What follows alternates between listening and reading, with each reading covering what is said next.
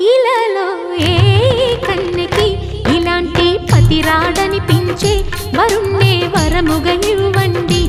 కని విని ఎరుగని వేడుకతో వివాహం జరిపించాల